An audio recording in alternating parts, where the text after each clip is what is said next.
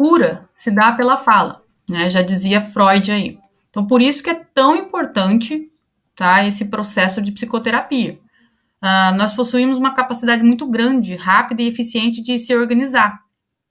Então, nosso cérebro cria conexões entre as células cerebrais, entre os neurônios. Então, uma criança com mais ou menos aí cerca de 3, 4 anos, ela pode aprender em apenas um dia uma determinada situação que você passar para ela, o que uma criança por volta de 11 anos de idade pode demorar mais ou menos aí meses ou até um ano para poder estar aprendendo. Então, tudo por conta da plasticidade, né, que essa criança vai ter. Então, nossa plasticidade diminui gradativamente ao longo dos anos. Então, esse processo chama-se neuroplasticidade, tá?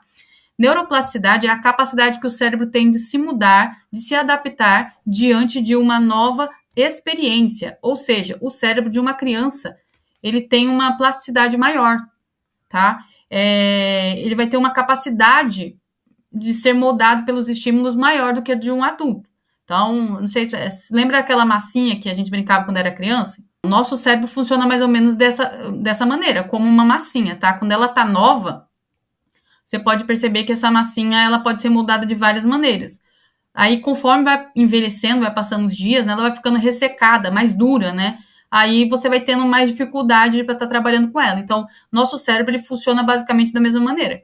Conforme envelhecemos, fica mais difícil de aprender as situações. Aí, se você pensar, o que é mais fácil? Uma criança aprender a ler e escrever ou uma pessoa com 50, 60 anos? É uma criança, né?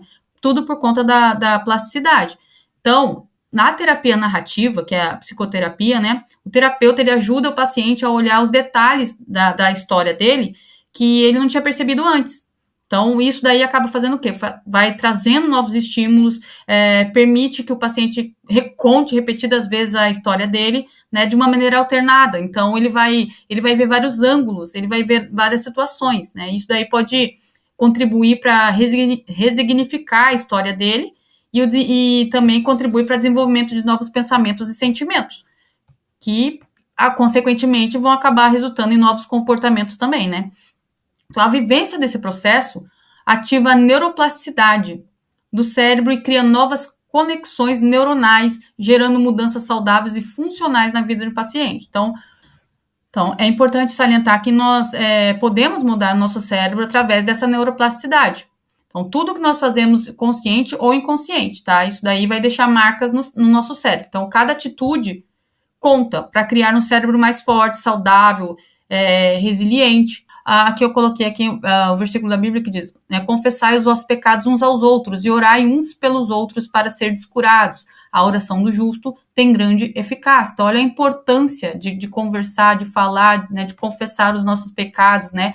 E aí também está falando orai uns pelos outros. Então, não é para ninguém julgue ninguém por aquilo que está sendo confessado, por aquilo que está sendo aberto ali, por aquilo que está sendo, né, dito por aquela pessoa, independente do que quer que seja, que não necessariamente vai ser um pecado. Estou só dando um exemplo, né?